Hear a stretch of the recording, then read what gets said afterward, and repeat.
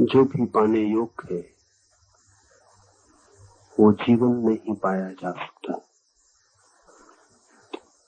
लेकिन बहुत लोग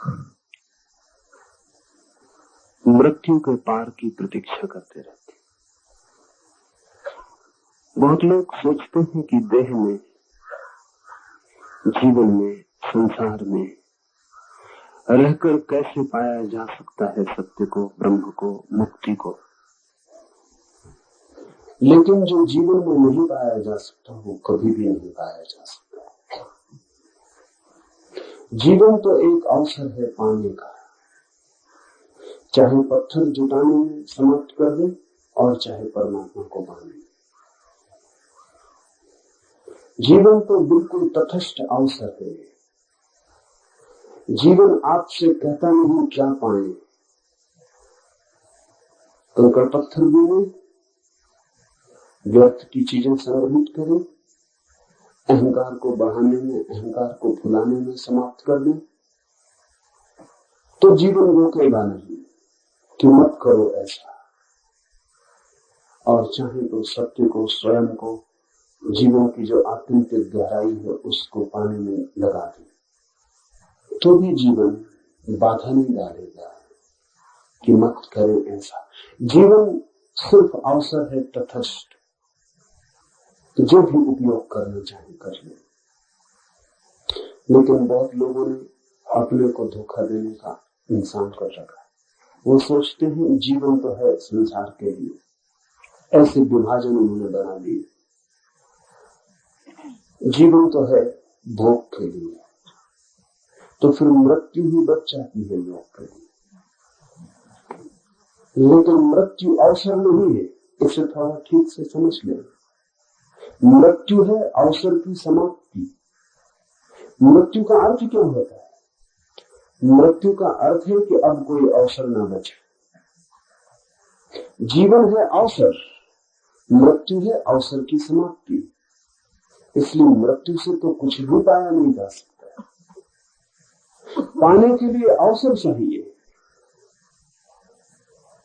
हमने बांट रखा है। हम कहते हैं जीवन है भोग के लिए। फिर जब जीवन रिक्त हो जाएगा तब योग। हमने ऐसी कहानियां कर रखी कि मरते आदमी को कान में, जबकि उसे सुनाई भी नहीं पड़ेगा, क्योंकि जिंदों को सुनाई नहीं पड़ता, तो मुर्दों को कैसे सुनाई पड़ता होगा। मरते हुए आदमी के कान में गायत्री पढ़ दो कि प्रभु का नाम ले दो, कि राम राम की रटन लगा दो।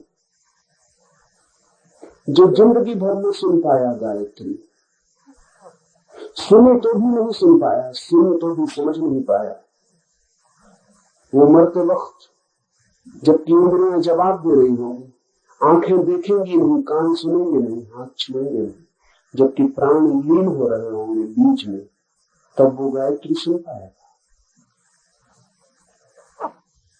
वो तो नहीं सुन पाएगा। लेकिन फिर लोग क्यों सुनाए चले जा रहे हैं? इसमें भी राज है।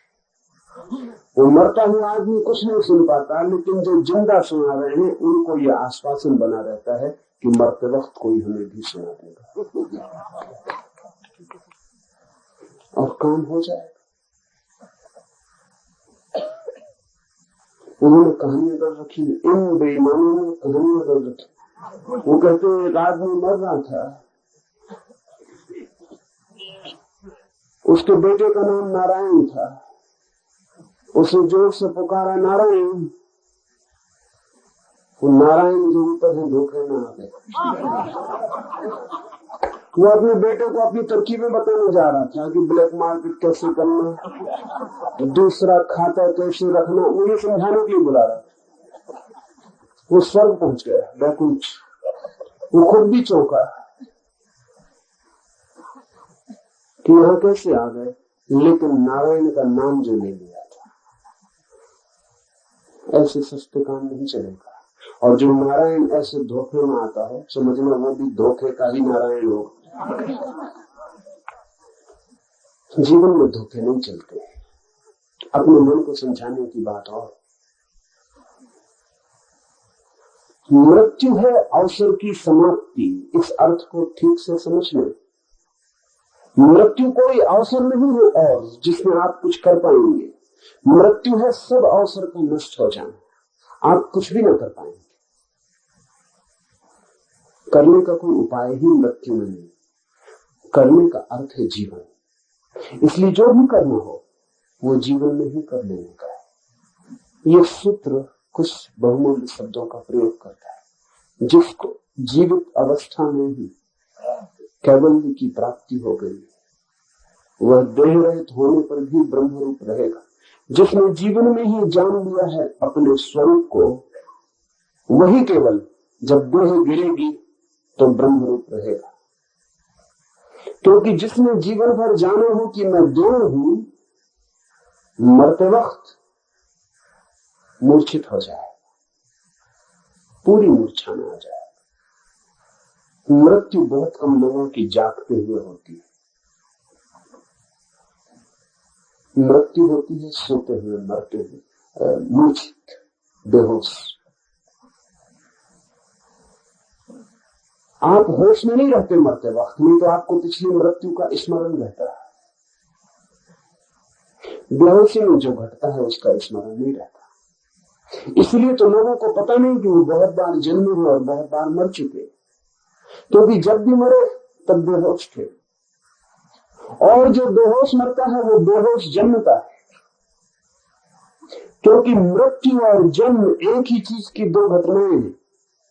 इधर एक आदमी मरता है, ये एक छोर हुआ, फिर वही आदमी एक गर्भ में प्रवेश करता है, वो दूसरा छोर हुआ। मृत्यु और जन्म वो एक ही चीज के, एक ही सिक्के के दो पहलू। जो बेहोश मरता है वो बेहोश जन्मता है। इसलिए आपको ये भी पता नहीं कि आप पहले कभी मरे थे, और आपको ये भी पता नहीं कि आप जन्मे हैं। ये जन्म की खबर भी दूसरों ने आपको दी है। अगर कोई आपको बताने वाला ना हो कि आप जन्मे, आपको कोई स्मरण नहीं आएगा कि आप जन्मे। ये बड़े मजे की बात है। आप जन्मे हैं इतना तो पक्का है, पीछे मरे हो न मरे हो, पीछे मरना हुआ हो या न हुआ हो, लेकिन आप अभी जन्मे हैं इतना तो पक्का है, लेकिन उसकी भी आपको कोई स्मृति नहीं। ये भी माँ बाप कहते हैं और लोग कहते हैं, उनसे आपने सुना है। आपके खुद के जन्म की खबर भी अफवाह है, उसका भी कोई प्रमाण नहीं है आपके पास।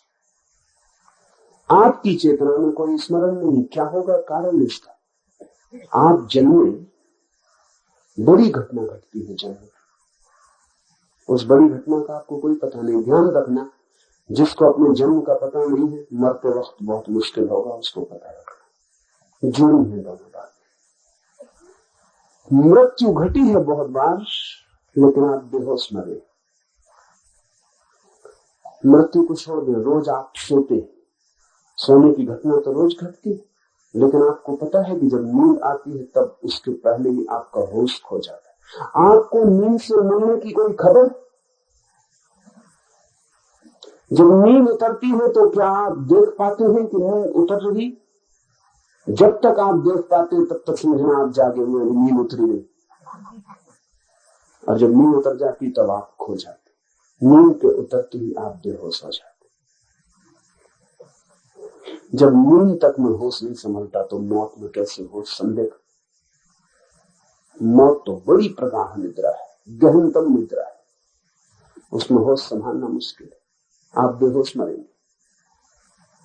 उस बेहोशी में कौन गायत्री पढ़ रहा है, कौन राम राम जप रहा है, आपको कुछ भी पता नहीं चलेगा। और बेहोशी जरूरी है। सिर्फ वही लोग इस बेहोशी से मुक्त होते हैं जो देह भाव से मुक्त हो जाते। क्यों? एक सर्जन आपके पेट का ऑपरेशन कर रहा हो तो आपको बेहोश करना पड़ेगा, क्योंकि इतनी पीड़ा होगी। उस पीड़ा को आप सह न पाएंगे, न सह पाएंगे, चीखेंगे, चिल्लाएंगे, ऑपरेशन मुश्किल हो जाए। इतनी पीड़ा होगी कि आप विक्षिप्त हो सकते हैं, फिर कभी मस्तिष्क दोबारा ठीक ना हो। इसलिए सर्जन एनेस्थेसिया देता है, पहले आपको बेहोश कर देता है, फिर काट पीट कर देता है। आपका ही शरीर कटता है, लेकिन तब आपको पता नहीं होता। जब पता ही नहीं होता तो पीड़ा नहीं होती। समझ लें इस बात को, पता होने से पीड़ा होती, पीड़ा होने से पीड़ा नहीं होती। पीड़ा तो हो रही है, सर्जन काट रहा है, लेकिन आपको पता नहीं चल रहा, बस काट पीट के अलग कर देगा, आपको पता नहीं चलेगा। होश जब आएगा तभी पीड़ा का पता चलेगा, और जब पता चलेगा तभी पीड़ा मालूम होगी कि हो रही। अगर बेहोशी में आपके कोई अंग अंग काट डाले, बिल्कुल टुकड़े टुकड़े कर दे, तो भी आपको पता नहीं चलेगा। सर्जन छोटा सा ऑपरेशन करता है, मृत्यु तो बहुत बड़ा ऑपरेशन, मृत्यु से बड़ा कोई ऑपरेशन नहीं। सर्जन तो एक आध अंग काटता है, मृत्यु तो आपके पूरे शरीर को आपसे काट के अलग करती है, तो आपको होश में रखा नहीं जा सकता। इसलिए मृत्यु सदा से प्राकृतिक एनेस्थीसिया का उपयोग करती। जैसी मृत्यु आती है, आप बिल्कुल बेहोश हो जाते। उस बेहोशी में इस जगत का सबसे बड़ा ऑपरेशन, सबसे बड़ी सर्जरी, शल्य चिकित्सा घटित होती कि आपका शरीर और आपकी आत्मा अलग कर लिए जाते। लेकिन वो आदमी होश में मर सकता है, प्रकृति उसको छूट देती है होश में मरने की। जो आदमी ये जान लेता है कि मैं देह नहीं, क्यों? क्योंकि तब देह कटती है तो भी वो नहीं जानता कि मैं कटता हूं, वो दूर खड़ा देखता रहता है, वो दूर खड़ा देखता रहता है, क्योंकि वो मानता है कोई और कट रहा है, मैं नहीं कट रहा हूं, मैं देख रहा हूं, मैं सिर्फ साक्षी हूं। ऐसी प्रतीति जिसकी गहन हो जाती है, प्रकृति उसको अवसर देती है कि वो होश पूर्वक मरता है। लेकिन ये घटना बहुत बाद में घटती, पहले तो होश पूर्वक सोना सीखना पड़ता है, और वो भी देर से घटती। पहले तो होश पूर्वक जगना सीखना होता है। होश पूर्वक जो जगता है, धीरे धीरे होश पूर्वक सोता है। होश पूर्वक जो जीता है, एक दिन होश पूर्वक मरता है। जो होश पूर्वक मरता है ये जानना, फिर एक दिन ये घड़ा भी टूटता है और भीतर का आकाश, विराट आकाश में लीन होता है। जो होश पूर्वक मरता है वो बड़े अद्भुत अनुभव से गुजरता है। मृत्यु उसके लिए शत्रु नहीं मालूम होती, मृत्यु मालूम होती है मित्र, मृत्यु मालूम होती है एक बड़ा सम्मिलन परमात्मा से, विराट से। जो होश पूर्वक मरता है वो होश पूर्वक जन्मता भी। जो होश पूर्वक जन्मता है उसका जीवन दूसरा ही हो जाता है, क्योंकि फिर वो वही नहीं दोहराता जो उसने बार बार पहले दोहराया है। वो सब मूढ़ता हो जाती, व्यर्थ हो जाता, उसका जीवन नया हो जाता, उसका जीवन नए आयाम में प्रवेश करता है, और साक्षी उसका निरंतर बना रहता है। जो जन्म के वक्त भी साक्षी था, जो मृत्यु के समय भी साक्षी था, फिर उसका पूरा जीवन साक्षी हो जाता। तो एक मृत्यु में भी आप होश पूर्वक मर सकते हैं, और एक जन्म आपका होश पूर्वक हो सकता है। उसके बाद फिर जन्म और मृत्यु की प्रक्रिया समाप्त हो जाती है। उसके बाद आप शरीरों के जगत से तिरोहित हो जाते। ये जो तिरोहित होना है, इसके लिए हमने एक बहुत कीमती शब्द भारत में खोज रखा है। वो शब्द है कैवल्य। बड़ा अद्भुत शब्द है। कैवल्य का अर्थ है मैं अकेला हूं, मैं ही हूं और कुछ भी नहीं। केवल मैं, केवल चैतन्य, केवल आत्मा और कुछ भी नहीं। केवल दृष्टा, केवल साक्षी और कुछ भी नहीं। और सब खेल है और सब स्वप्न। सत्य केवल एक साक्षी चेतना है। जो देख रहा है वही सत्य है, जो दिखाई पड़ रहा है वो सत्य नहीं। केवल इस अनुभव का नाम, इसे हम थोड़ा समझिए। आप बच्चे थे, फिर आप जवान हो गए, फिर आप बूढ़े हो गए, बचपन चला गया, जवानी आ गई, जवानी चली गई, बुढ़ापा आ गया। तब तो आप एक बदलाहट थे। बचपन रुकता नहीं, जवानी रुकती नहीं, बुढ़ापा रुकता नहीं, सब चीजें बदल जाती। पर कोई आपके भीतर ऐसा भी तत्व है जो नहीं बदलता। दुखी थे, फिर सुखी हो गए, सुखी थे फिर दुखी हो गए, शांत थे अशांत हो गए, अशांत थे शांत हो गए, सब बदल जाता है। धनी थे दरिद्र हो गए, दरिद्र थे धनी हो गए, सब बदल जाता है। लेकिन क्या कोई एक तत्व आपके भीतर ऐसा भी है जो नहीं बदलता? अगर ऐसा कोई तत्व नहीं है तो आप हैं ही नहीं। आपके होने का क्या मतलब? फिर आपके बचपन, आपकी जवानी, आपके बुढ़ापे को कौन जोड़ेगा सूत्र की तरह? जैसे माला के मन के पिरोए होते हैं एक धागे में, तो ही माला है। अगर धागा न हो भीतर पिरोने वाला, मन के ही मन के हो, तो माला तो होगी नहीं, बिखर जाएंगे मन के। आपका बचपन टंगा है एक मनके की तरह, आपकी जवानी टंगी है एक मनके की तरह, आपका बुढ़ापा टंगा है एक मनके की तरह। धागा कहाँ है जिस पे ये मनके टंगे? और एक कंटिन्यूटी, एक सातत्य। वो सातत्य कहाँ है?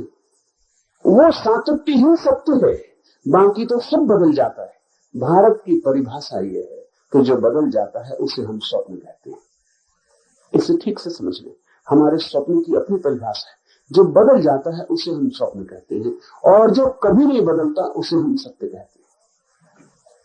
तो बचपन तो चला जाता है सपने की तरह, जवानी चली जाती है सपने की तरह, सुख आता है खो जाता है, दुख आता है खो जाता है।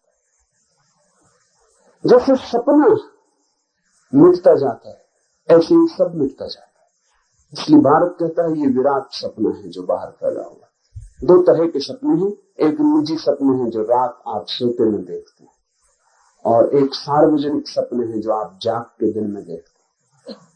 उनमें कोई फर्क नहीं है क्योंकि दोनों बदल जाते हैं। रात का सपना सुबह झूठ हो जाता है, जिंदगी का सपना मौत में झूठ हो जाता है। एक घड़ी आती है जो देखा था वो व्यर्थ हो जाता है। तब सत्य है कुछ या नहीं, लेकिन स्वप्न के होने के लिए भी सत्य का आधार चाहिए। परिवर्तन के लिए भी कोई आधार चाहिए जो बदलता ना हो, नहीं तो परिवर्तन भी असंभव है। वो आधार कहां है हमारे भीतर? ऋषि का सूत्र कहता है साक्षी भाव आधार है।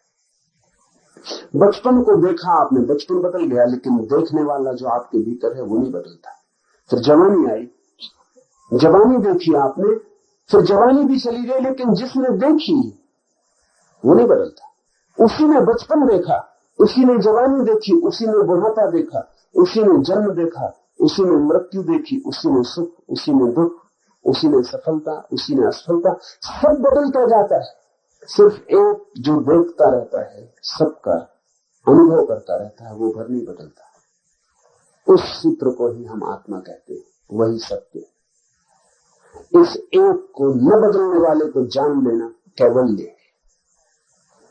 जिस दिन कोई व्यक्ति इन सपनों से अपने को हटाकर, इस धागे मन को से हटाकर इस धागे के साथ अपने को जान लेता है कि मैं ये धागा हूं, ये सतत चैतन्य, ये सतत साक्षी भाव, यही मैं हूं, बस ये चैतन्य ही मैं हूं, ऐसी प्रतीति जब सघन अनुभव बन जाती है, विचार नहीं अनुभव, शब्द नहीं प्रतीति, ऐसा जब भासने लगता है तो उसे हम कहते हैं वो व्यक्ति कैवल्य को उपलब्ध हो गया। उसने उस एक को जान लिया जो जानने योग्य, उसने उस एक को पा लिया जो पाने योग्य, और उस एक को पाकर वो सब पा लेता है, और हम उस एक को खोकर सब खो देते। सपनों को पकड़ते, पकड़ भी नहीं पाते कि सपने खो जाते हैं, मुट्ठी खाली रह जाती। रात देखा कि संध्याट हो गई, सुबह उठ के पाते हैं कि मुट्ठी खाली। जिंदगी में देखा ये हो गए वो हो गए, मरते वक्त पता चलता है मुट्ठी खाली। पकड़ा था जिन्हें, मुट्ठी बांधी थी जिनके ऊपर, वे ऐसे ही खो गए जैसे कोई हवा को मुट्ठी में बांधे, मुट्ठी बंध जाती है, हवा खो जाती, सब सपना सिद्ध होता है। ध्यान रखें, सपने से हमारा मतलब ही इतना है कि जहां जहां परिवर्तन है, जहां जहां बदलाव है, वहां वहां सत्य नहीं है। जो सदा अपरिवर्तित एक रूप है, वो क्या है? इस जगत में खोजते रहिए, कहीं भी वो एक रूप रहने वाला सत्य नहीं मिलेगा। अपने में खोजेंगे तभी दृष्टा भाव में मिलेगी वो सूत्रबद्धता, वो सातत्य जो एक है। इसे कहा कैवल्य। तो उस एक को जान लेना देह रहने पर ही, तो फिर देह के गिरते ही ब्रह्मरूप अनुभव होता है। हे निर्दोष, इसलिए समाधिनिष्ठ होकर विकल्पों से शून्य बन। कैसे जान पाएंगे हम उस एक को? प्रक्रिया है विकल्पों से शून्य बन। ये विकल्प शब्द भी समझ लेने जैसा है। विकल्प का मतलब है जिन जिन चीजों का विपरीत होता है वो विकल्प। जैसे सुख, तो उसका विपरीत होता है दुख।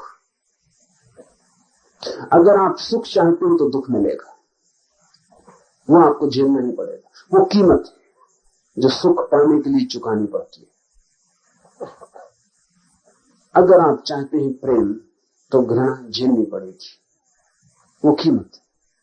अगर आप चाहते हैं सफलता, तो असफलता आपके हाथ आएगी, वो सफलता की छाया है, उसी के साथ आ जाती। विकल्प का अर्थ है द्वंद्व का जगत, जहां हर चीज दो है और एक को चाहो तो दूसरे में फंस जाना पड़ता है।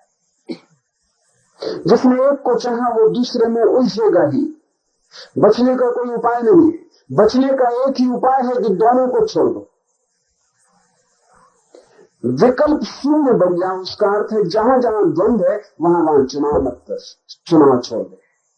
इसे थोड़ा समझ लें, क्योंकि ये गहरे ले जाने वाली बात है। जहां जहां दो हो सकते, जहां जहां, अगर आप शांति चाहते हैं तो आप अशांति में फंसते रहेंगे। बड़ा कठिन लगेगा ये मामला, क्योंकि सुख दुख का समझ में आ जाता है, सफलता असफलता, मान अपमान का समझ में आ जाता है, शांति और अशांति भी। मामला वही है, द्वंद्व का। इतना ही नहीं, अगर आप मुक्ति चाहते हैं तो आप बंधन में पड़ते रहेंगे, क्योंकि द्वंद्व तो वही है। विकल्प तो बन जाता है, विपरीत खड़ा हुआ है सामने। तो जो आदमी कहता है कि मुझे मुक्ति चाहिए, वो फंस जाए। मुक्ति तो मिलती है उसको जो द्वंद्व में चुनाव नहीं करता। शांति मिलती है उसको जो द्वंद्व में चुनाव नहीं करता, जो मानता नहीं कि मुझे शांति चाहिए, जो कहता है शांति हो कि अशांति, मुझे दोनों में कोई चुनाव नहीं करना। वो आदमी शांत हो जाता है। प्रेम का फूल खिलता है उसके जीवन में, जो प्रेम को घृणा के विपरीत चुनता नहीं, जो कहता है न मुझे प्रेम न मुझे घृणा, मैं दोनों के प्रति उदासीन, दोनों मुझे क्षमा कर दे, मैं दोनों में नहीं पड़ना चाहता। उसके जीवन में प्रेम का फूल खिलता है। जहां जहां द्वंद्व है, जहां जहां विकल्प है, जहां जहां चुनाव की सुविधा है, वहां चुनना मत। पर हम सदा चुनते हैं और हमें कभी ख्याल नहीं आता कि जो हम चुनते हैं वही हमारा उलझाव है। जब आप चुनते हैं सुख, तब आपको ख्याल में भी नहीं है कि आपने दुख चुन लिया। दुख आ गया, दुख ने भी आपके द्वार से प्रवेश कर लिया। क्यों? प्रक्रिया समझ ले। मैं चाहता हूं सुख मिले, कई बातें घट गई इस चाह में। एक तो कि मैं दुखी हूं, सिर्फ दुखी ही सुख को चाहता है। सुखी सुख को क्यों चाहेगा? हम वही मांगते हैं जो हमारे पास नहीं। जो हमारे पास है उसे हम कभी नहीं मांगते। इसलिए तो दुख को कोई भी नहीं मांगता, क्योंकि दुख सबके पास है। सुख को लोग मांगते हैं क्योंकि उनके पास नहीं है। तो जिस दिन आप कहते हैं सुख चाहिए, उस दिन एक बात तो आपने ये बता दी कि आप दुखी। दूसरी बात, जो भी सुख आप मांग रहे हैं अगर वो न मिला तो और घने दुख में उतर जाएंगे। मिलने की कोई गारंटी नहीं, और अगर मिला तो भी दुख में उतर जाएंगे, क्योंकि मिलकर पता चलेगा कि सोचे थे कितने कितने सपने सुख के मिलने से पूरे होंगे, वो कोई पूरे नहीं होते। सब सुख दूरी में दिखाई पड़ता है, पास आने पर खो जाता है। जब तक हाथ में नहीं होता सुख तब तक सुख, हाथ में आते दुख हो जाता है। इसका मतलब यह हुआ कि सुख होता है दूरी में, सुख वस्तु में नहीं होता, सुख होता है दूरी में, सुख होता है आशा में, सुख होता है प्रतीक्षा में।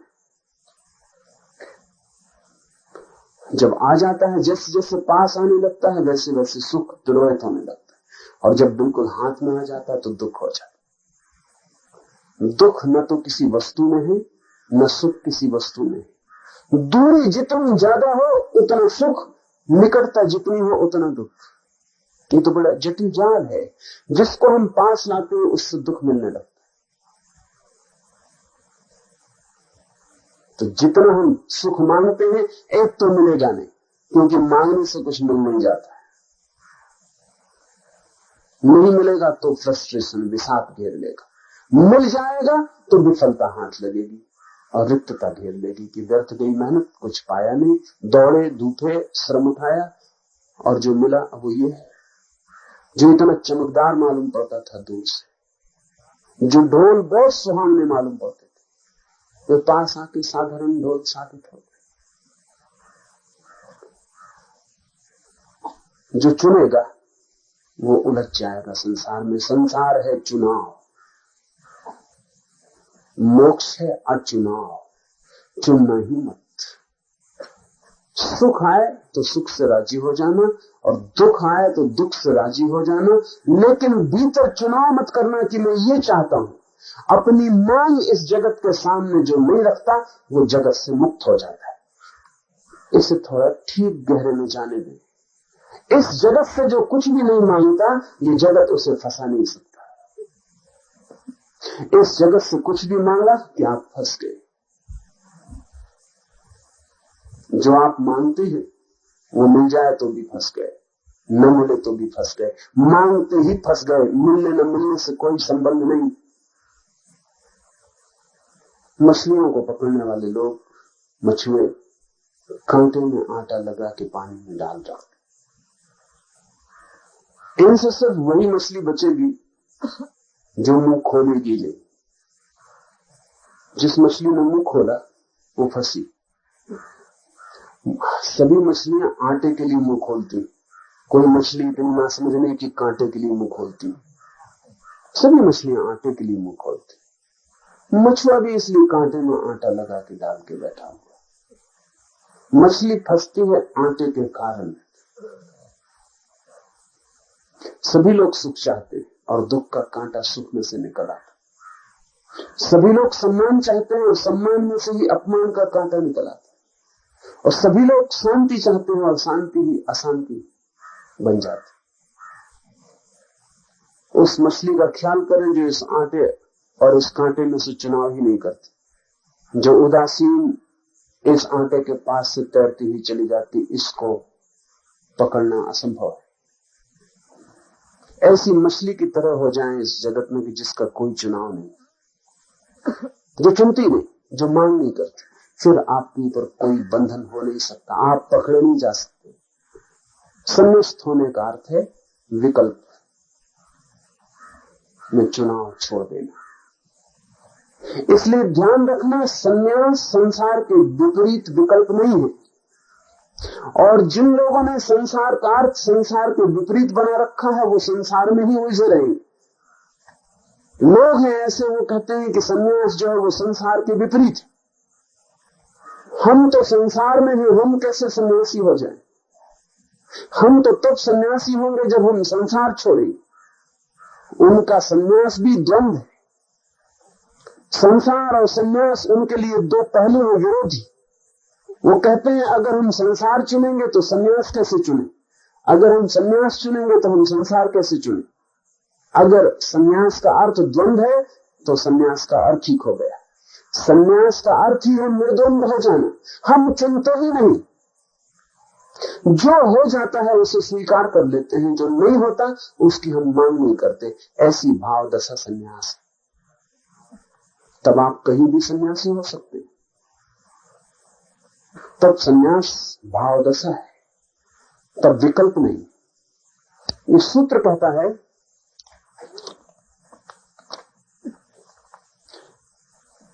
इसलिए हे निर्दोष, समाधि निष्ठ होकर विकल्पों से शून्य बन।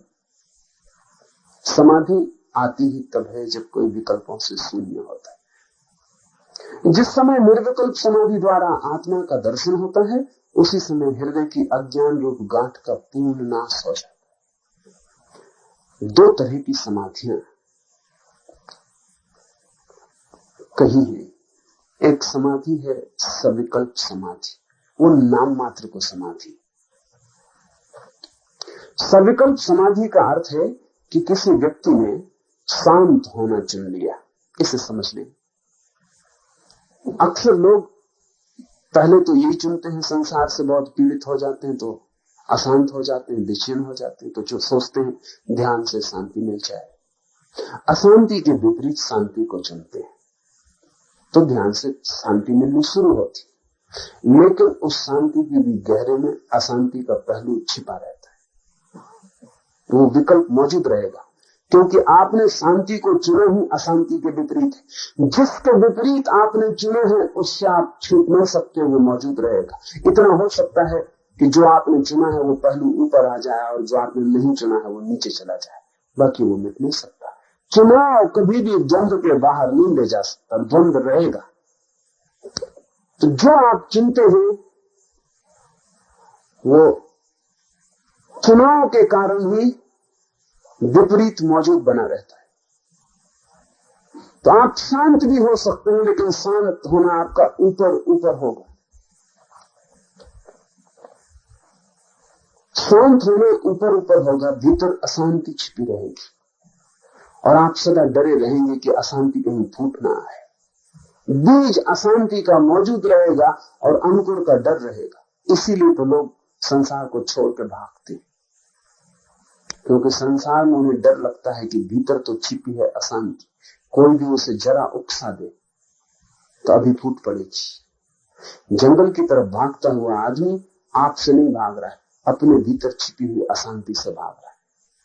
आपसे तो इसलिए भाग रहा है कि आपसे डर लगता है कि आप कहीं भीतर की परत को उघाड़ न दे।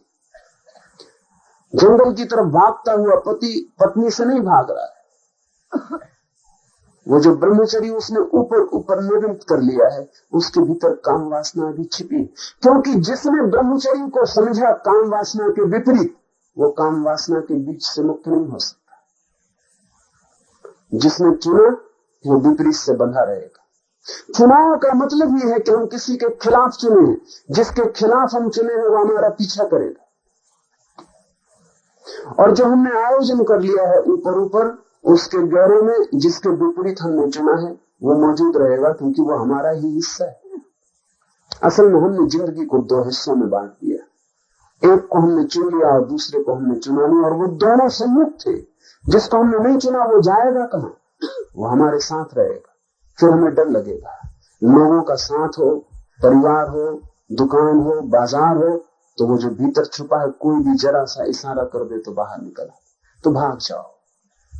ऐसी जगह भाग जाओ जहां कोई भीतर के छुपे का दर्शन न करवा पाए, लेकिन तो भी वो मिटेगा नहीं। हजारों वर्ष कोई हिमालय पर रहे,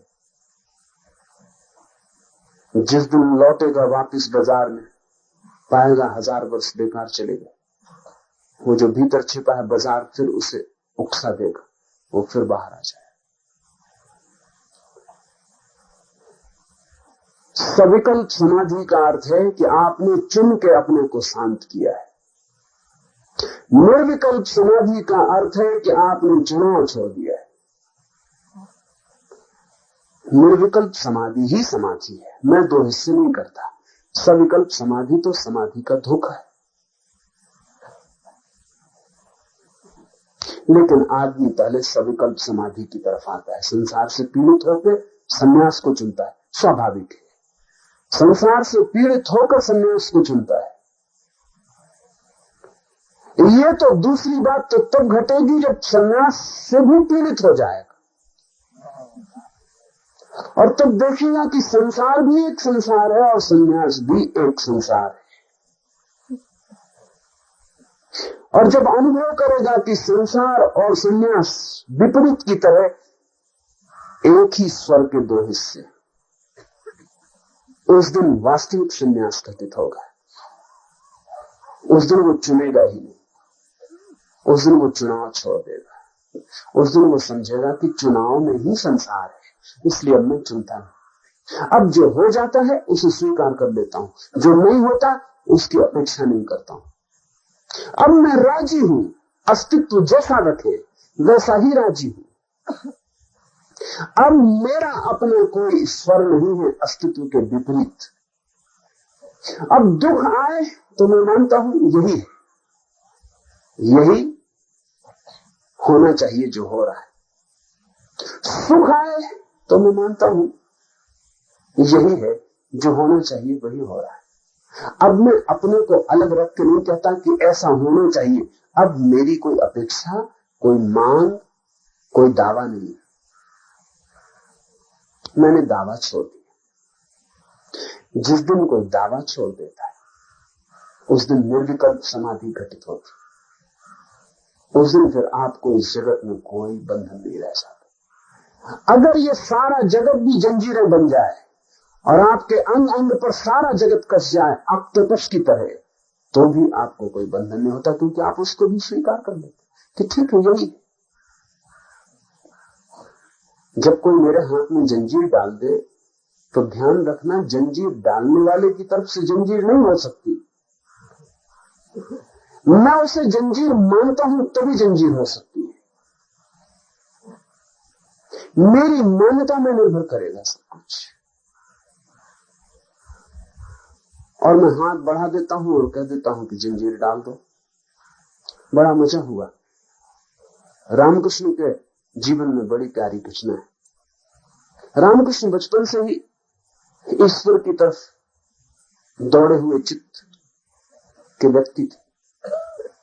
मंदिर के सामने से निकलते थे तो फिर उनका घर पहुंचना मुश्किल हो जाता, वहीं नाचने लगते, वहीं लेट जाते, सीढ़ियों पर पड़े रहते। कोई राम का नाम ले दे तो भाव में आ जाते। तो घर के लोग जानते थे कि ये लड़का संसार में नहीं जाएगा।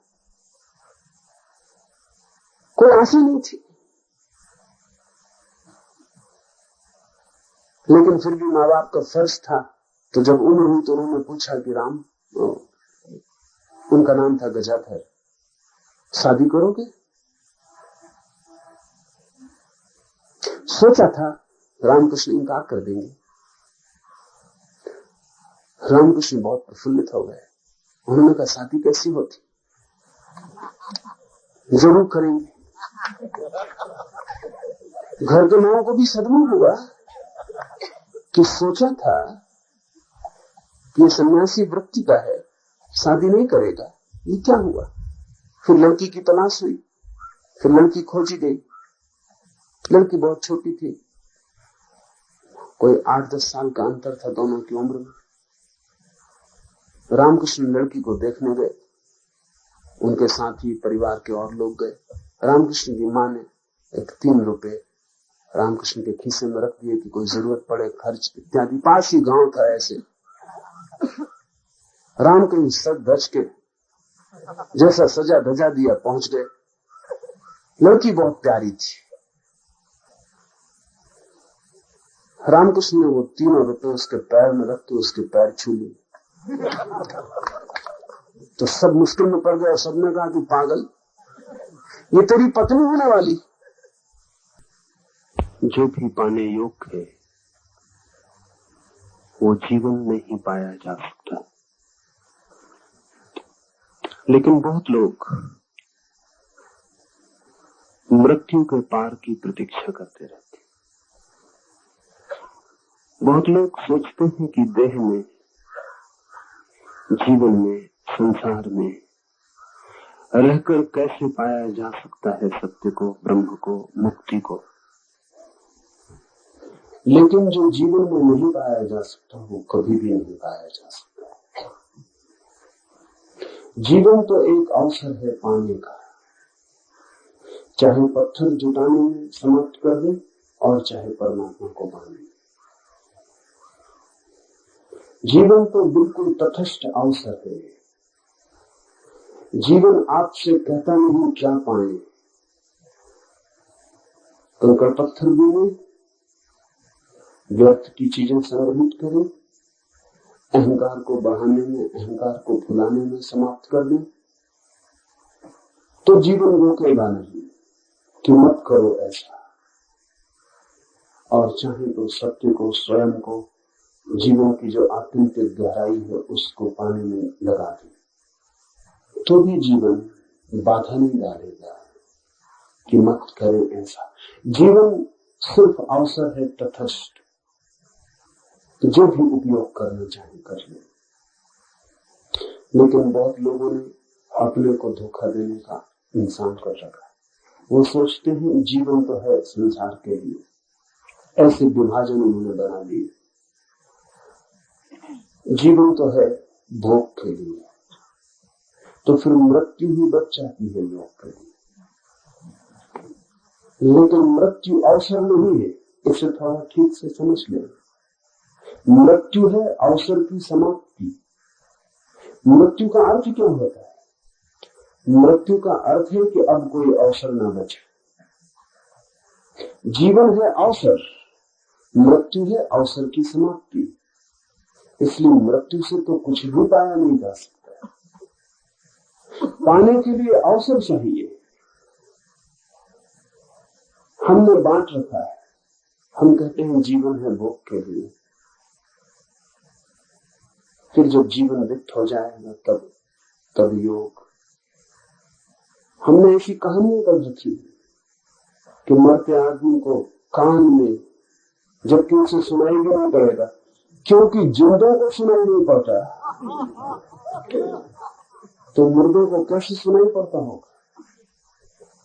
मरते हुए आदमी के कान में गायत्री पढ़ दो, कि प्रभु का नाम ले दो, कि राम राम की रटन लगा दो। जो जिंदगी भर में सुन पाया गायत्री, सुने तो भी नहीं सुन पाया, सुने तो भी समझ नहीं पाया, वो मरते वक्त जबकि इंद्रियां जवाब दे रही होंगी, आंखें देखेंगी नहीं, कान सुनेंगे नहीं, हाथ छुएंगे नहीं, जबकि प्राण लीन हो रहे होंगे बीच में, तब वो गायत्री सुन पाएगा। वो तो नहीं सुन पाएगा, लेकिन फिर लोग क्यों सुनाए चले जा रहे हैं, इसमें भी राज है। वो मरता हुआ आदमी कुछ नहीं सुन पाता, लेकिन जो जिंदा सुना रहे हैं उनको यह आश्वासन बना रहता है कि मरते वक्त कोई हमें भी सुना देगा और काम हो जाएगा। उन्होंने कहानियां कर रखी, इन बेईमानों ने कहानियां कर रखी। वो कहते हैं एक आदमी मर रहा था, उसके बेटे का नाम नारायण था, उसे जोर से पुकारा नारायण। वो नारायण जो ऊपर है धोखे में आ गए। वो अपने बेटे को अपनी तरकीबें बताने जा रहा था कि ब्लैक मार्केट कैसे करना, दूसरा खाता कैसे रखना, वो ये समझाने के लिए बुला रहा था। वो स्वर्ग पहुंच गया, बैकुंठ। वो खुद भी चौंका कि यहां कैसे आ गए, लेकिन नारायण का नाम जो ले लिया था। ऐसे सस्ते काम नहीं चलेगा। और जो नारायण ऐसे धोखे में आता है, समझना वो भी धोखे का ही नारायण होगा। जीवन में धोखे नहीं चलते। अपने मन को समझाने की बात। और मृत्यु है अवसर की समाप्ति, इस अर्थ को ठीक से समझ लें। मृत्यु कोई अवसर नहीं है और जिसमें आप कुछ कर पाएंगे। मृत्यु है सब अवसर का नष्ट हो जाना, आप कुछ भी ना कर पाएंगे। करने का कोई उपाय ही मृत्यु में नहीं। करने का अर्थ है जीवन। इसलिए जो भी करना हो वो जीवन में ही कर लेने का है। ये सूत्र कुछ बहुमूल्य शब्दों का प्रयोग करता है। जिसको जीवित अवस्था में ही कैवल्य की प्राप्ति हो गई, वह देह रहित होने पर भी ब्रह्म रूप रहेगा।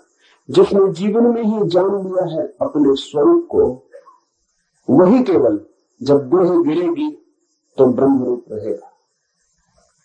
क्योंकि जिसने जीवन भर जाना हो कि मैं देह हूं, मरते वक्त मूर्छित हो जाए, पूरी मूर्छा में आ जाए। मृत्यु बहुत कम लोगों की जागते हुए होती है।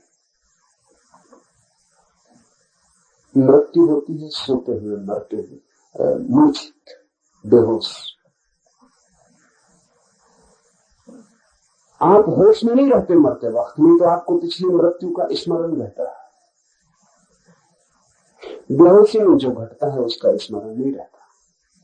इसलिए तो लोगों को पता नहीं कि वो बहुत बार जन्मे हुए और बहुत बार मर चुके, क्योंकि जब भी मरे तब बेहोश थे। और जो बेहोश मरता है वो बेहोश जन्मता है, क्योंकि मृत्यु और जन्म एक ही चीज की दो घटनाएं हैं। इधर एक आदमी मरता है, ये एक छोर हुआ, फिर वही आदमी एक गर्भ में प्रवेश करता है, वो दूसरा छोर हुआ। मृत्यु और जन्म वो एक ही चीज के, एक ही सिक्के के दो पहलू। जो बेहोश मरता है वो बेहोश जन्मता है। इसलिए आपको ये भी पता नहीं कि आप पहले कभी मरे थे, और आपको ये भी पता नहीं कि आप जन्मे हैं। ये जन्म की खबर भी दूसरों ने आपको दी है। अगर कोई आपको बताने वाला ना हो कि आप जन्मे, आपको कोई स्मरण नहीं आएगा कि आप जन्मे। ये बड़े मजे की बात है। आप जन्मे हैं इतना तो पक्का है, पीछे मरे हो न मरे हो, पीछे मरना हुआ हो या न हुआ हो, लेकिन आप अभी जन्मे हैं इतना तो पक्का है, लेकिन उसकी भी आपको कोई स्मृति नहीं। ये भी माँ बाप कहते हैं और लोग कहते हैं, उनसे आपने सुना है। आपके खुद के जन्म की खबर भी अफवाह है, उसका भी कोई प्रमाण नहीं है आपके पास। आपकी चेतना में कोई स्मरण नहीं। क्या होगा कारण इसका? आप जन्मे, बड़ी घटना घटती है जन्म, उस बड़ी घटना का आपको कोई पता नहीं। ध्यान रखना, जिसको अपने जन्म का पता नहीं है, मरते वक्त बहुत मुश्किल होगा उसको पता रखना। जुड़ी है दोनों बात।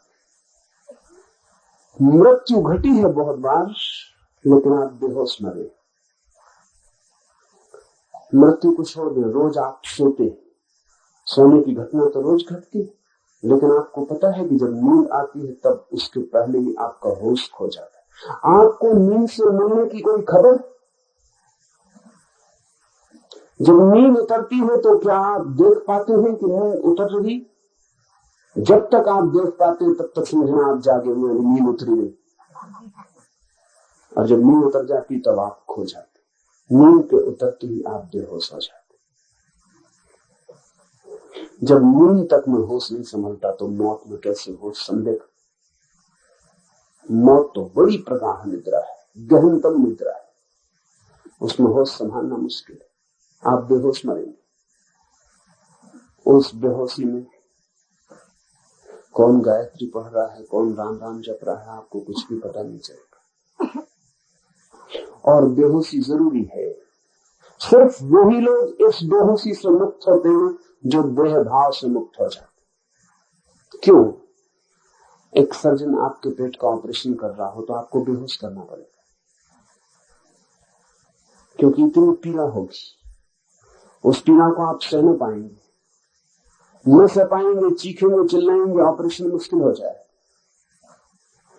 इतनी पीड़ा होगी कि आप विक्षिप्त हो सकते हैं, फिर कभी मस्तिष्क दोबारा ठीक ना हो। इसलिए सर्जन एनेस्थेसिया देता है, पहले आपको बेहोश कर देता है, फिर काट पीट कर देता है। आपका ही शरीर कपता है, लेकिन तब आपको पता नहीं होता। जब पता ही नहीं होता तो पीड़ा नहीं होती।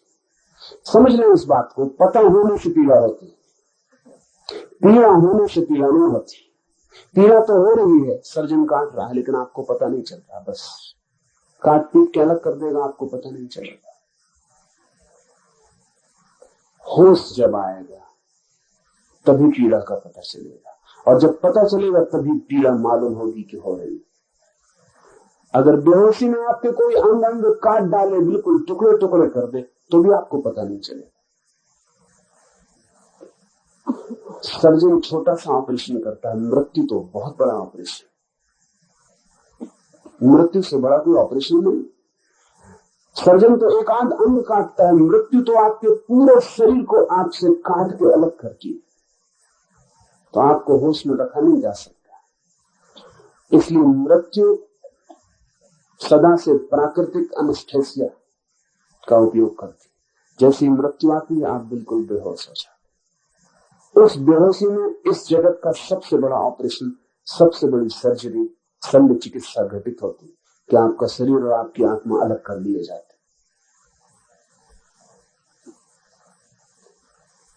लेकिन वो आदमी होश में मर सकता है, प्रकृति उसको छूट देती है होश में मरने की।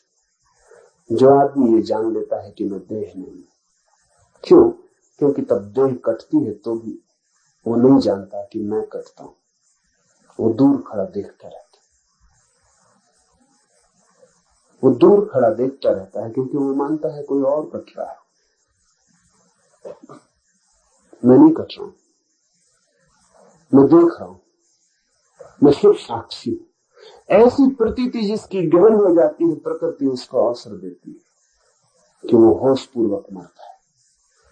लेकिन ये घटना बहुत बाद में घटती है। पहले तो होश पूर्वक सोना सीखना पड़ता है, और वो भी देर से घटती। पहले तो होश पूर्वक जगना सीखना होता है। होश पूर्वक जो जगता है धीरे धीरे होश पूर्वक सोता है। होश पूर्वक जो जीता है एक दिन होश पूर्वक मरता है।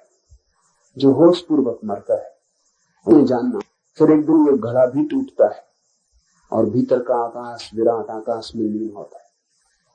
जो होश पूर्वक मरता है वो बड़े अद्भुत अनुभव से गुजरता है। मृत्यु उसके लिए शत्रु नहीं मालूम होती, मृत्यु मालूम होती है मित्र।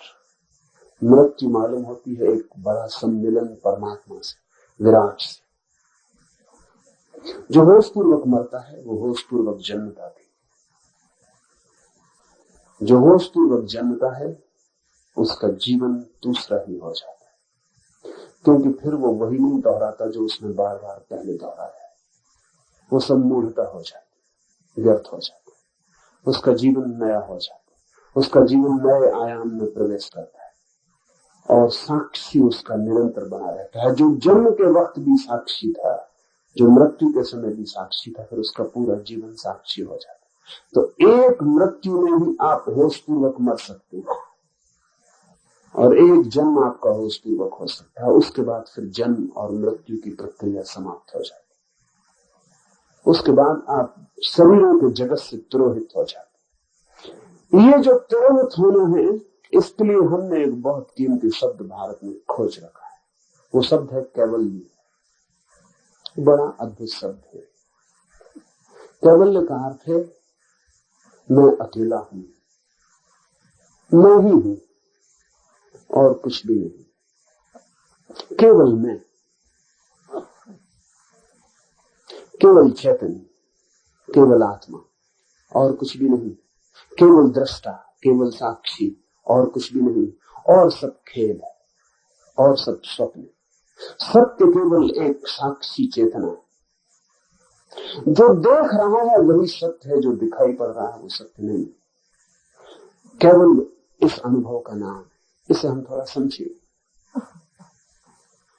आप बच्चे थे, फिर आप जवान हो गए, फिर आप बूढ़े हो गए। बचपन चला गया, जवानी आ गई, जवानी चली गई, बुढ़ापा आ गया। तब तो आप एक बदलाहट थे। बचपन रुकता नहीं, जवानी रुकती नहीं, बुढ़ापा रुकता नहीं, सब चीजें बदल जाती। पर कोई आपके भीतर ऐसा भी तत्व है जो नहीं बदलता।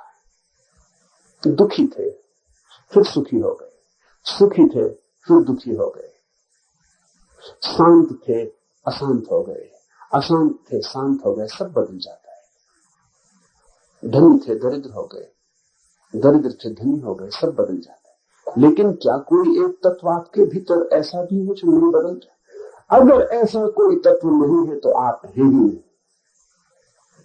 आपके होने का क्या मतलब? फिर आपके बचपन, आपकी जवानी, आपके बुढ़ापे को कौन जोड़ेगा सूत्र की तरह? जैसे माला के मन के पिरोए होते हैं एक धागे में, तो ही माला है। अगर धागा न हो भीतर पिरोने वाला, मन के ही मन के हो, तो माला तो होगी नहीं, बिखर जाएंगे मन के।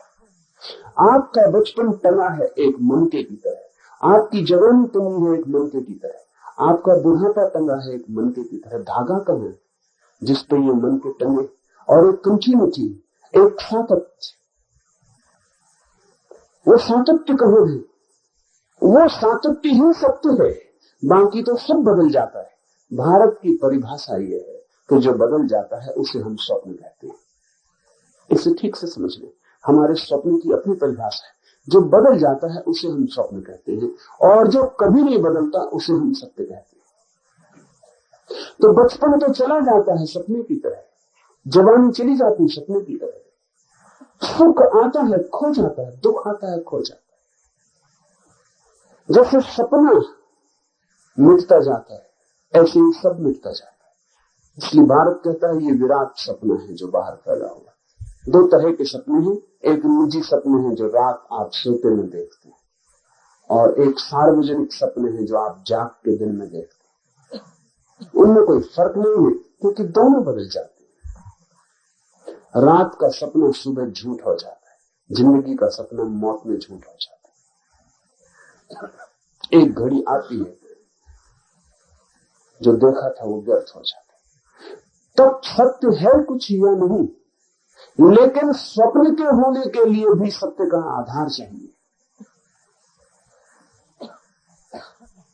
परिवर्तन के लिए भी कोई आधार चाहिए जो बदलता ना हो, नहीं तो परिवर्तन भी असंभव। वो आधार कहां है हमारे भीतर? ऋषि का सूत्र कहता है साक्षी भाव आधार है।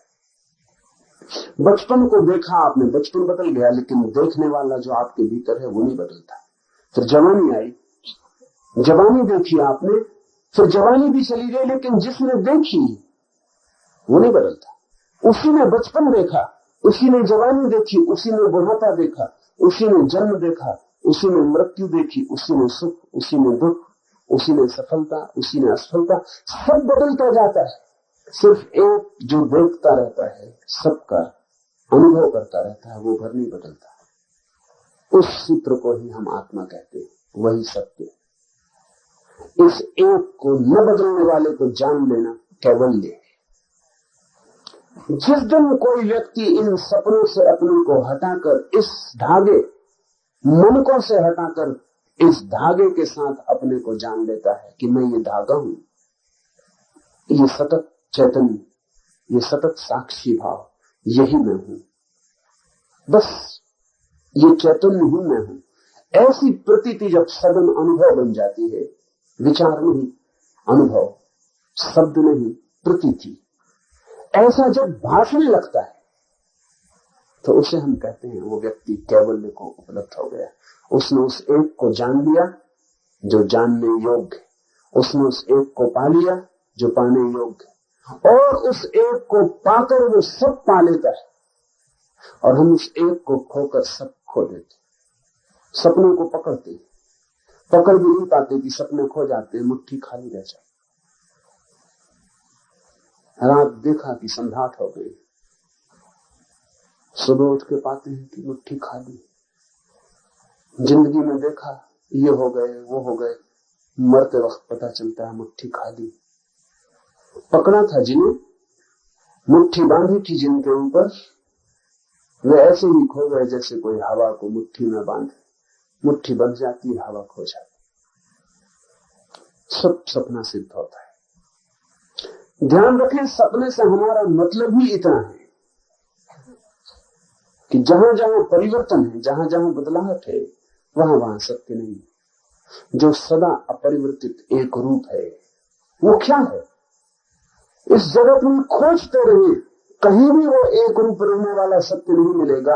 अपने में खोजेंगे तभी दृष्टा भाव में मिलेगी वो सूत्रबद्धता, वो सातत्य जो एक। इसे कहा कैवल्य। तो उस एक को जान लेना देह रहने पर ही, तो फिर देह के गिरते ही ब्रह्मरूप अनुभव होता है। हे निर्दोष, इसलिए समाधिनिष्ठ होकर विकल्पों से शून्य बन। कैसे जान पाएंगे हम उस एक को? प्रक्रिया है विकल्पों से शून्य बन। ये विकल्प शब्द भी समझ लेने जैसा है। विकल्प का मतलब है जिन जिन चीजों का विपरीत होता है वे विकल्प।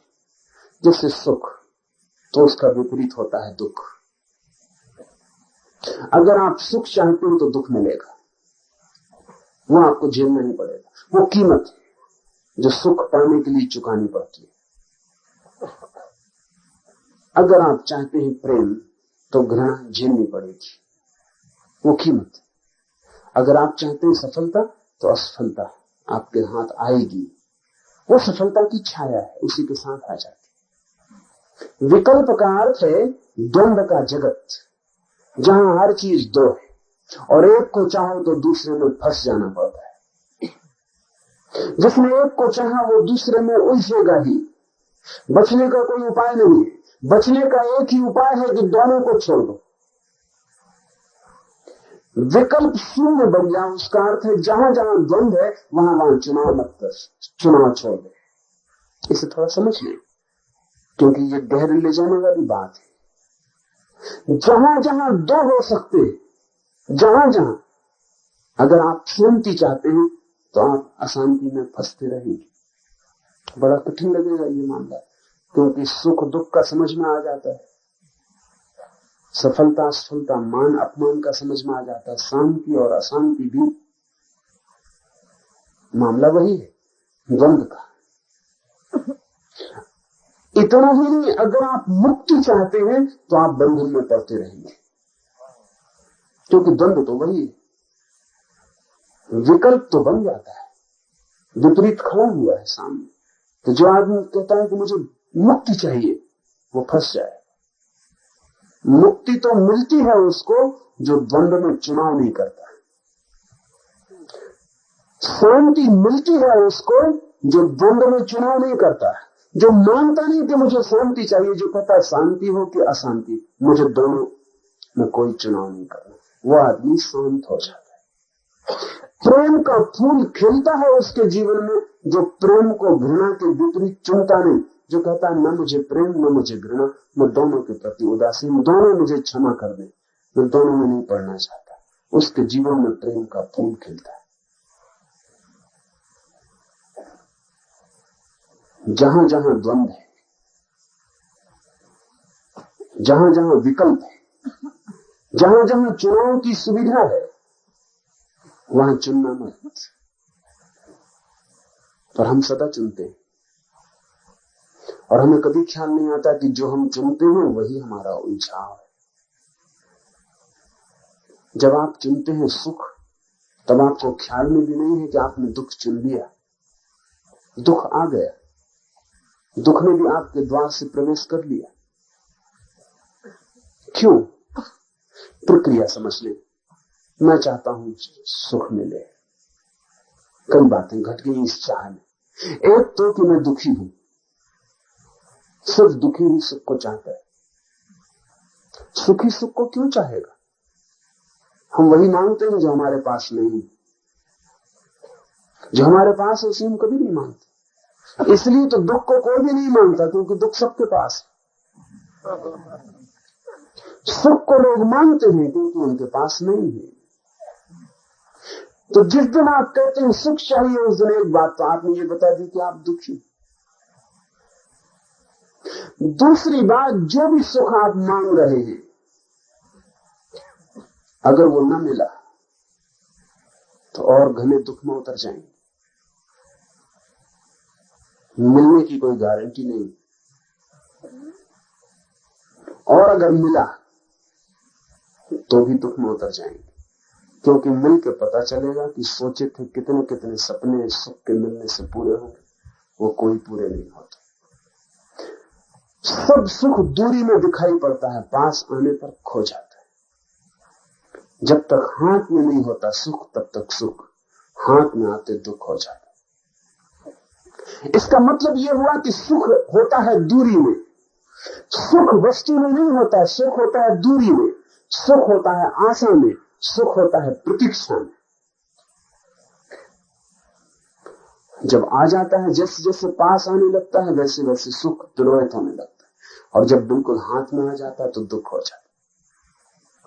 दुख न तो किसी वस्तु में है, न सुख किसी वस्तु में है। दूरी जितनी ज्यादा हो उतना सुख, निकटता जितनी हो उतना दुख। ये तो बड़ा जटिल जाल है। जिसको हम पास लाते हैं उससे दुख मिलने लगता है। तो जितना हम सुख मांगते हैं एक तो मिलेगा नहीं, क्योंकि मांगने से कुछ मिल नहीं जाता है। नहीं मिलेगा तो फ्रस्ट्रेशन, विषाद घेर लेगा। मिल जाएगा तो विफलता हाथ लगेगी और रिक्तता घेर लेगी कि व्यर्थ गई मेहनत, कुछ पाया नहीं, दौड़े धूपे श्रम उठाया और जो मिला वो ये है। जो इतना चमकदार मालूम पड़ता था दूर से, जो ढोल बहुत सुहावने मालूम पड़ते थे, वे पास आके साधारण ढोल साबित हो गए। जो चुनेगा वो उलझ जाएगा संसार में। संसार है चुनाव, मोक्ष है अचुनाव, चुनना ही मत। सुख आए तो सुख से राजी हो जाना, और दुख आए तो दुख से राजी हो जाना, लेकिन भीतर चुनाव मत करना कि मैं ये चाहता हूं। अपनी मांग इस जगत के सामने जो नहीं रखता वो जगत से मुक्त हो जाता है। इसे थोड़ा ठीक गहरे में जाने दें। इस जगत से जो कुछ भी नहीं मांगता, ये जगत उसे फंसा नहीं सकता। इस जगत से कुछ भी मांगा कि आप फंस गए। जो आप मांगते हैं वो मिल जाए तो भी फंस गए, न मिले तो भी फंस गए। मांगते ही फंस गए, मिलने न मिलने से कोई संबंध नहीं। मछलियों को पकड़ने वाले लोग मछुए कांटे में आटा लगा के पानी में डाल रखते।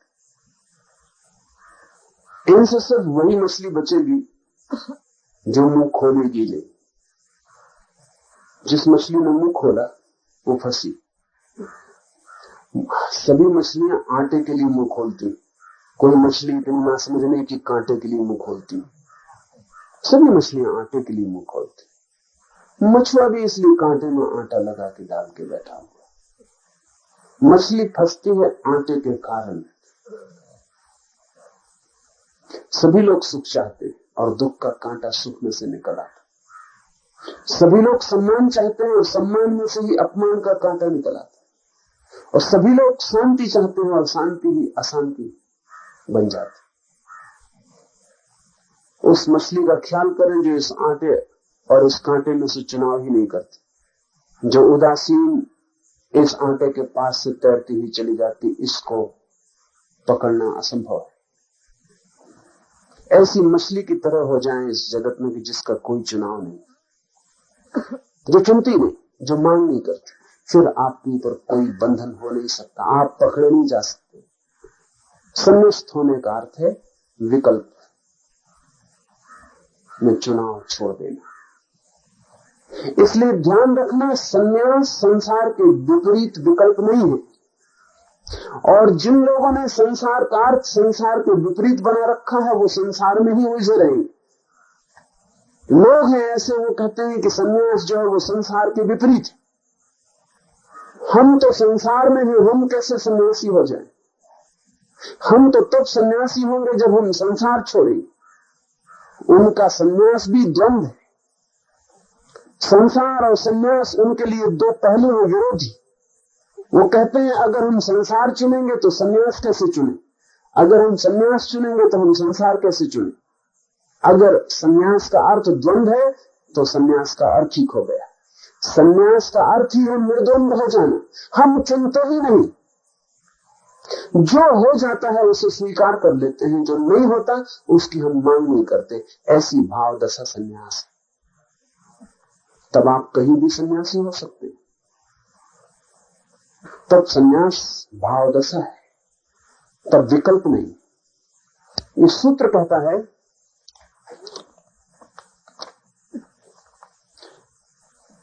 इसलिए हे निर्दोष, समाधि निष्ठ होकर विकल्पों से शून्य बन। समाधि आती ही तब है जब कोई विकल्पों से शून्य होता है। जिस समय निर्विकल्प समाधि द्वारा आत्मा का दर्शन होता है, उसी समय हृदय की अज्ञान रूप गांठ का पूर्ण नाश हो जाता है। दो तरह की समाधियां कही है। एक समाधि है सविकल्प समाधि, वो नाम मात्र को समाधि। सविकल्प समाधि का अर्थ है कि किसी व्यक्ति ने शांत होना चुन लिया। इसे समझ लें। अक्सर लोग पहले तो यही चुनते हैं, संसार से बहुत पीड़ित हो जाते हैं तो अशांत हो जाते हैं, बेचैन हो जाते हैं, तो जो सोचते हैं ध्यान से शांति मिल जाए। अशांति के विपरीत शांति को चुनते हैं तो ध्यान से शांति मिलनी शुरू होती। लेकिन उस शांति की भी गहरे में अशांति का पहलू छिपा रहता है।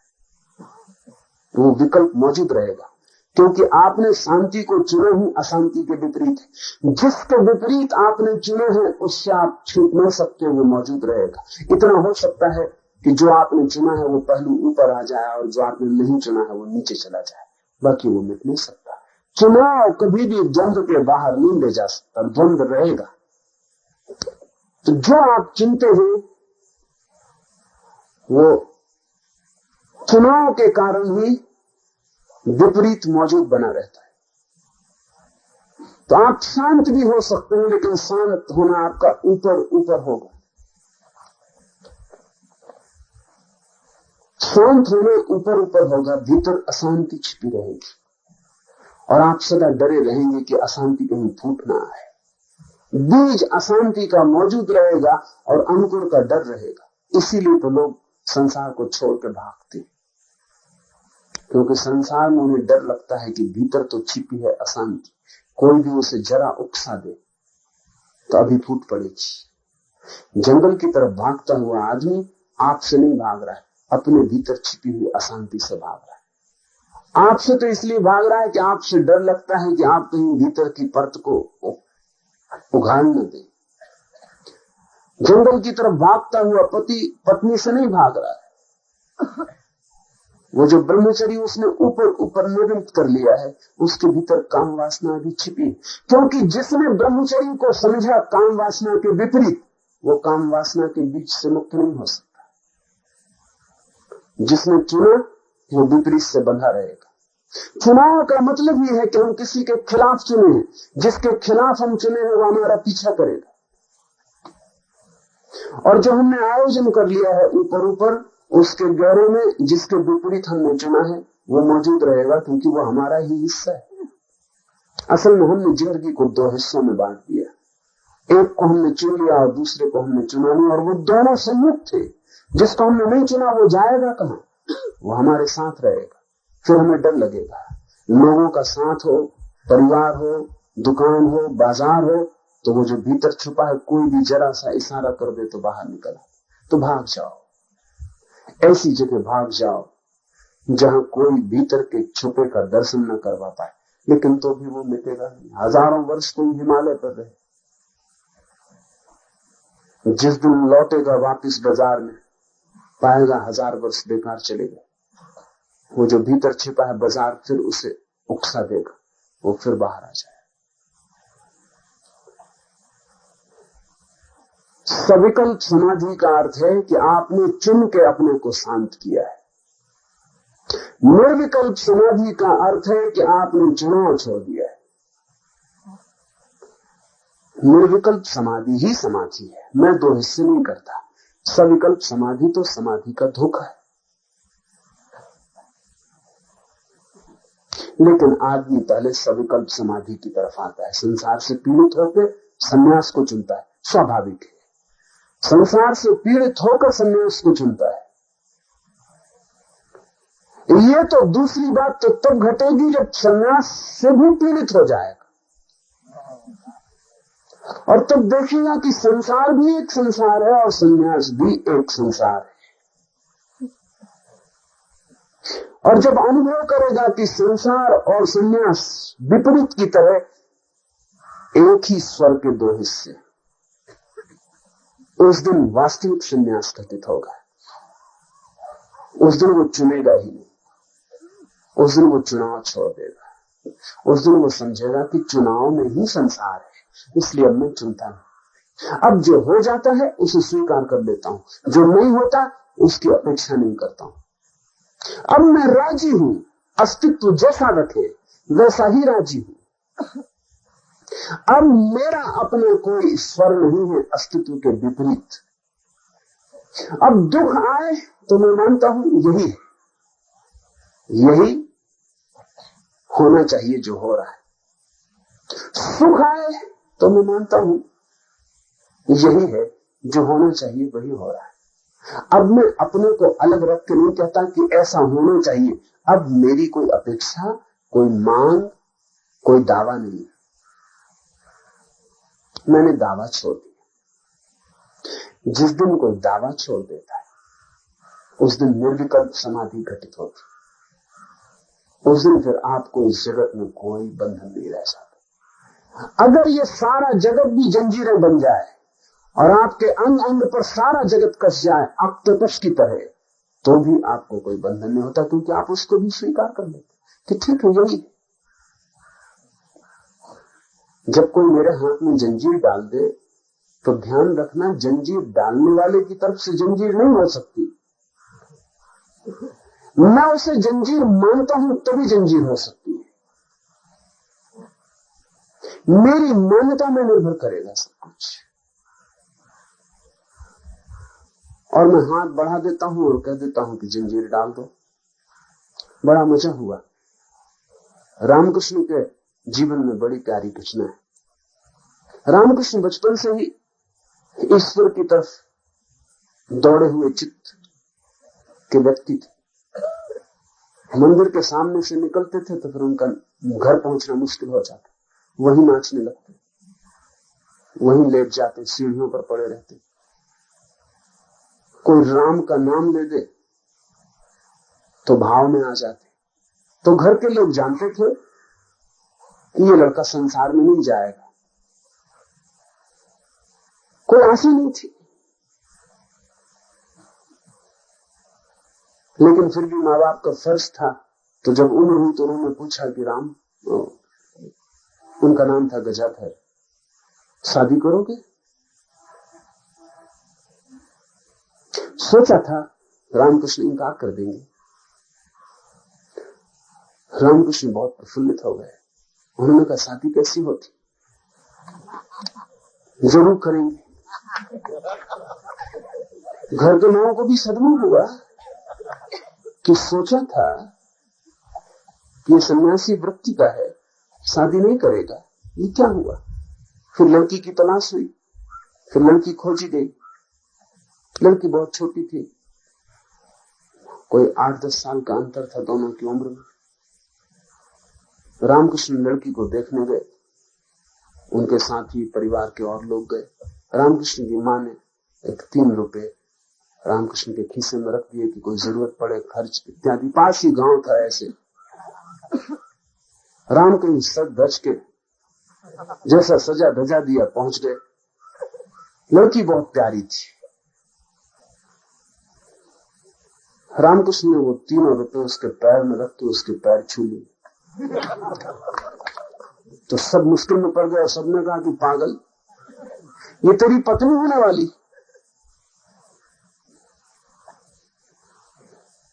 और तूने पैर छू लिए, और ये 3 रुपए किस लिए चला दी? तो रामकृष्ण ने कहा मेरी मां जैसी प्यारी लगती, क्योंकि रामकृष्ण एक ही प्रेम जानते थे, वो मां जैसा प्रेम। बहुत प्यारी लगती है मां जैसी, इसको मैं मां ही कहूंगा, पत्नी भी हो तो हर्ज क्या।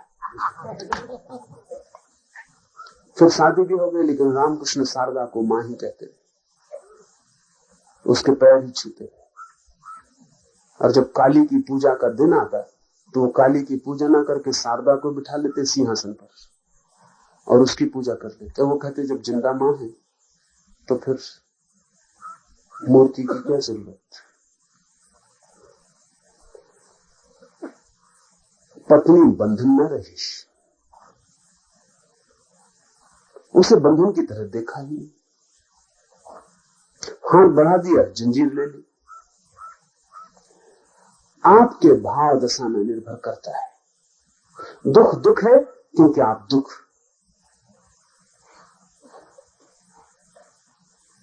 को नहीं चाहते और सुख को चाहते, इसलिए दुख है।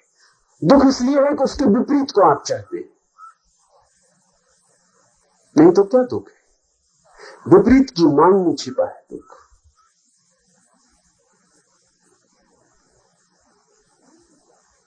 अशांति क्या है? क्योंकि आप शांति को चाहते हैं, इसलिए अशांति।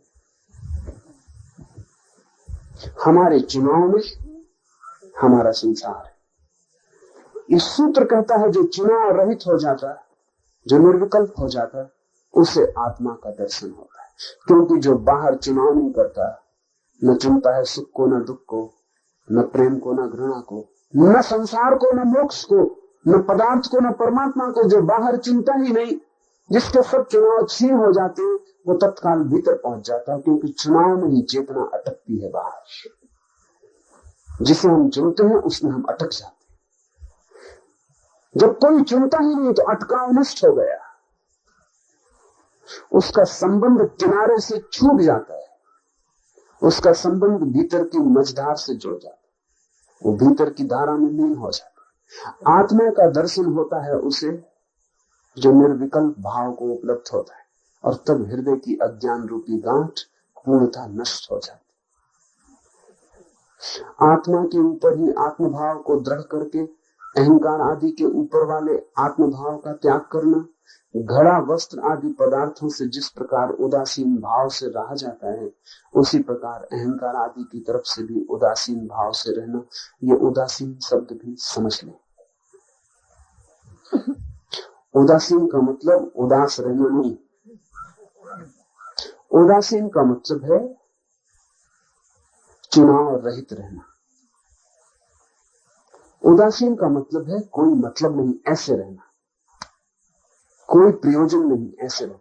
उसका शब्द से खतरा हो गया। उदासीन साधुओं का संप्रदाय है, वो थोक के उदास बने रहते हैं, क्योंकि वो समझते हैं उदास होने में उदासीनता है। उदास से कोई भी संबंध नहीं है। उदासीनता का शब्द भर का संबंध है, भाव का कोई संबंध नहीं।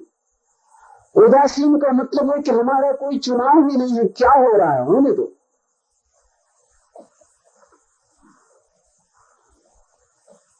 उदासी नहीं, उदासीनता, इनडिफरेंस, उपेक्षा। ठीक, जो हो जाए ठीक। जैसे घर में कोई रहता है, उदाहरण लिया है इस सूत्र में कि घर में वस्त्र हैं, घड़ा है, सामान है, बर्तन है, आप निकलते चले जाते हैं। घड़ा पड़ा है, कोई उस पर विशेष ध्यान देने की जरूरत नहीं पड़ती। कपड़े टंगे हैं, घर में टंगे हैं, आप उनके बीच से गुजर जाते हैं। ऐसे ही अपने भीतर अहंकार टंगा है, दुख टंगे हैं, सुख टंगे हैं, पीड़ाएं पड़ी हैं, चिंताएं पड़ी हैं, सुख की स्मृतियां हैं और दुख के संस्मरण हैं, वो सब पड़े हैं। सामान है, भीतर का घड़ा, वस्त्र इत्यादि, इनके बीच से ऐसे गुजर जाना कि सब ठीक है, जो है ठीक है, इस पर कोई ध्यान न देना, इसमें कुछ चुनाव न करना, इसमें किसी से आकर्षित और किसी से विकर्षित न होना। यह अर्थ है उदासीनता का। उदासीन आदमी अति प्रफुल्लित होता है, उदास नहीं। लेकिन ध्यान रखना, प्रफुल्लित का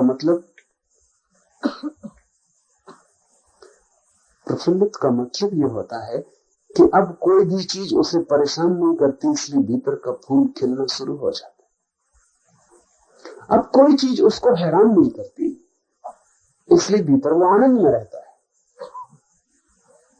उदासी थोप ली अगर आपने जबरदस्ती अपने ऊपर, तो आप प्रफुल्लित ना हो पाएंगे।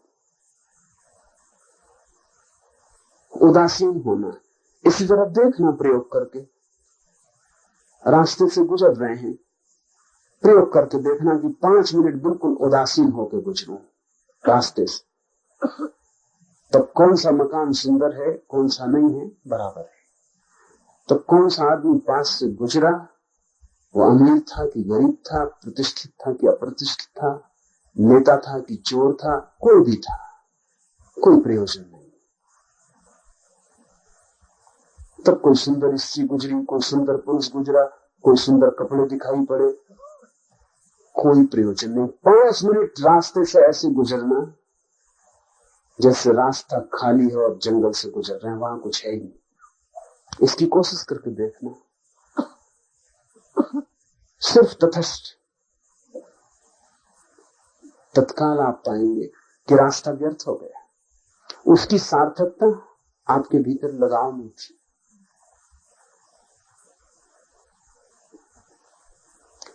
विद्यासागर ने एक संस्मरण लिखा है। लिखा है कि एक दिन सांझ घूमने गया था और एक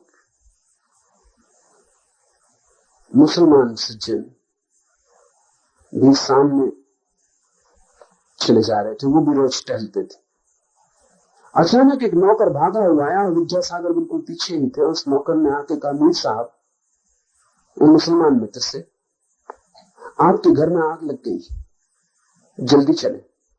मीर साहब ने कहा कि चलता हूं, लेकिन वो वैसे ही चलते रहे, वही छड़ी, वही पैर की चाल, कोई फर्क न पड़ा। विद्यासागर की चाल तक में फर्क पड़ गया ये सुन के कि मीर साहब के घर में आग लग गई। उनकी सांस जोर से चलने लगी और उनके पैर तेजी से चलने लगे, लेकिन देखा कि मीर साहब उसी चाल से चल रहे हैं। नौकर घबराया, उसने कहा, आपने सुना नहीं, घर में आग लग गई। मीर साहब ने कहा, सुन लिया। वैसे ही चलते रहे। तो विद्यासागर ने आगे बढ़ के कहा कि आप क्या कर रहे हैं? नौकर क्या कह रहा है, समझे आप? घर में आग लग गई। मीर साहब ने कहा, वो तो ठीक है, लेकिन अब मैं कर भी क्या सकता हूं, घर में आग लग गई, मैं अपनी चाल और क्यों खराब करूं?